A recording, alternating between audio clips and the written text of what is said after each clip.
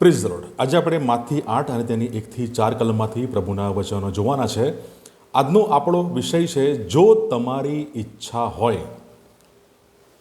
માથી 8માં આપણે 1 થી 4 કલમમાં જોઈ શકીએ જે પ્રભુ ઈસુ ખ્રિસ્ત એક કોઢિયા માણસને પ્રભુ ઈસુ ખ્રિસ્ત સાજો કરે છે અને તે સાજાપણામાં આપણે એ કોઢિયો માણસ એ ઈશ્વરની ઈચ્છાને એ જાણે કે એ સમર્પિત થાય છે અને એમ કરવામાં તેનો સમર્પિત વિશ્વાસ આપણે આ શાસ્ત્ર પાઠમાં જોઈ શકીએ છીએ। એ કોઢિયો એ અપેક્ષા સાથે એ સાજાપણાની અપેક્ષા સાથે એ પ્રભુ ઈસુ ખ્રિસ્તની પાસે એ આવે છે, માંગણી કરીને નહીં પણ એ અપેક્ષા સાથે એક નમ્ર અરજ વિનંતી સાથે એ પ્રભુ ઈસુ ખ્રિસ્તની પાસે આવે છે અને તેણે નમ્રતાથી પ્રભુ ઈસુ ખ્રિસ્તની પાસે આવીને અરજ કરી, વિનંતી કરી, પ્રાર્થના કરી। તે સાજો થવા માંગતો હતો પરંતુ તેણે સ્પષ્ટપણે પ્રભુ ઈસુ ખ્રિસ્ત પાસે કોઈ પણ પ્રકારના એવા કોઈ ચમત્કાર, એવી કોઈ હઠેઠથી એ માંગણી કરતો નથી, એ ડિમાન્ડ કરતો નથી, પણ તે નમ્રતાથી એ ઈશ્વરની ઈચ્છાને એ શોધે છે। એ નમ્રતાથી એ પોતાની રજૂઆત એ પ્રભુની સમક્ષ એ કરે છે અને એ કહે છે, ઓ પ્રભુ, જો તમે ચાહો તો મને શુદ્ધ કરી શકો છો। કેટલી નમ્રતા સાથેની એની આ વિનંતી, જો પ્રભુ તમે ચાહો તો તમે મને શુદ્ધ કરી શકો છો। અને આપણે જોઈ શકીએ છીએ પ્રભુ ઈસુ ખ્રિસ્તે તેમણે હાથ લાંબો કર્યો અને તેને અડકીને કહ્યું, હું ચાહું છું તું શુદ્ધ થા। આજના સમયમાં ઘણા બધા લોકો, ઘણા બધા જૂથો એ હિલિંગનો દાવો કરે છે અને કેટલાક ધાર્મિક વર્તુળોમાં, એવા ગ્રુપોમાં, એવા જૂથોમાં આ જે શાસ્ત્ર પાઠ છે માથી 8 એની 1 થી 4 કલમમાં જે એક કોઢિયા વ્યક્તિનું જે વલણ છે એ વલણથી વિપરીત બાબતો એ આપણને જોવા મળે છે। હિલિંગનો દાવો કરવામાં આવે છે પણ શું એ બાબતોમાં ઈશ્વરની ઈચ્છા છે કે નહીં તે જાણવાની ઘણી બધી વખતે ઘણા બધા લોકો તેની કાળજી રાખતા નથી, બેદરકાર રહે છે।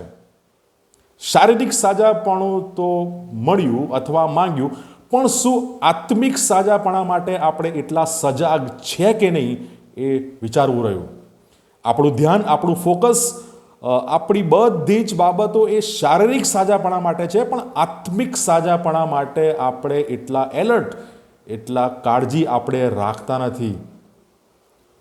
કોઢિયો માણસ એ સાચા વિશ્વાસ, એ સાચી શ્રદ્ધા સાથે એ પ્રભુ ઈસુ ખ્રિસ્તની પાસે એ આવ્યો હતો।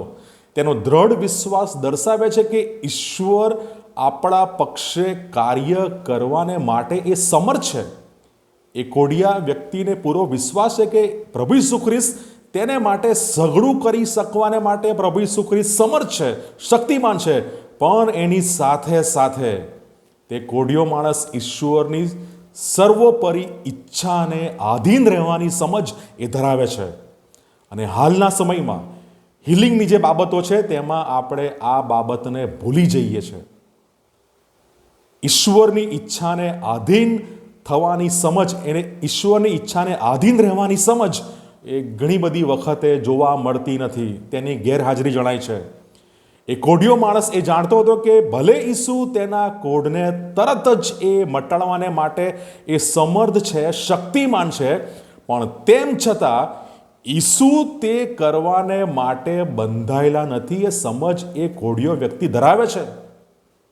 પ્રભુ ઈસુ ખ્રિસ્ત તેના માટે સઘળું કરી શકવાને માટે સમર્થ છે, ઇન્સ્ટન્ટ, પણ પ્રભુ ઈસુ ખ્રિસ્ત તેમ કરવાને માટે બંધાયેલા નથી, એ સમજ એ કોઢિયો વ્યક્તિ એ ધરાવે છે। તે કોઢિયો વ્યક્તિ, એનો વિશ્વાસ, એની શ્રદ્ધા એ દાનિયેલના મિત્રો જેવી છે। જૂના કરારમાં દાનિયેલ 3 તેની 17 અને 18 કલમમાં આ જ પ્રમાણેની બાબત આપણે જોઈ શકીએ છીએ। દાનિયેલ 3, 17, 18 અને એ વચનો આ પ્રમાણે કહે છે, અમારા ઈશ્વર જેની અમે ઉપાસના કરીએ છીએ તે અમને બળતા અગ્નિની ભઠ્ઠીમાંથી છોડાવવાને શક્તિમાન છે અને હે રાજાજી તે અમને આપના હાથમાંથી છોડાવશે। અને 18મી કલમ, પણ જો નહીં છોડાવે તો પણ હે રાજાજી આપે નિશ્ચય જાણવું કે અમે આપના દેવોની ઉપાસના કરીશું નહીં। તેમજ આપે પ્રતિષ્ઠિત કરેલી સોનાની મૂર્તિને પૂજીશું નહીં.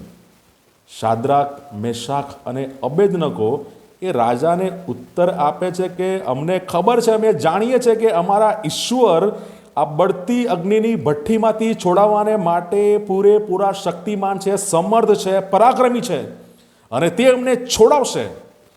પણ જો નહીં છોડાવે તો પણ રાજા તમારે નિશ્ચય જાણવું કે અમે આપના દેવોની ઉપાસના કરીશું નહીં અને આપે પ્રતિષ્ઠિત કરેલી સોનાની મૂર્તિને પૂજીશું નહીં. આ દાનિયેલના મિત્રો શાદ્રાક, મેશાક, અબેદનગોનો ઈશ્વર પરનો અડગ વિશ્વાસ. તે કોઢિયો માણસ એ પૂરી શ્રદ્ધા, પૂરા વિશ્વાસ સાથે એ આવે છે અને એની સાથે એ ઈશ્વરની ઈચ્છાને એ સમર્પિત થાય છે, ઈશ્વરની ઈચ્છાને એ સોંપાય છે. એ બાબત પણ આપણે જોઈ શકીએ છીએ. અને તેવી જ રીતે પ્રભુ ઈસુ ખ્રિસ્ત તેના હકમાં જે કોઈ પણ પરિણામ આપે તેને તે સ્વીકારવાને માટે તે તૈયાર છે. અને આ છે સમર્પિત વિશ્વાસ. એ દાનિયેલના મિત્રોએ આ જ વિશ્વાસ રાખ્યો. અને અહીંયા પણ આપણે જોઈ શકીએ છીએ કે કોઢિયો વ્યક્તિ જે કોઈ પણ પરિણામ આવે તે સ્વીકારવાને માટે એ તૈયાર છે, એ સમર્પિત છે. જો તમારી ઈચ્છા હોય તો પણ એની સાથે આપણે તેનો સમર્પિત વિશ્વાસ પણ આપણે જોઈ શકીએ છીએ. God bless you.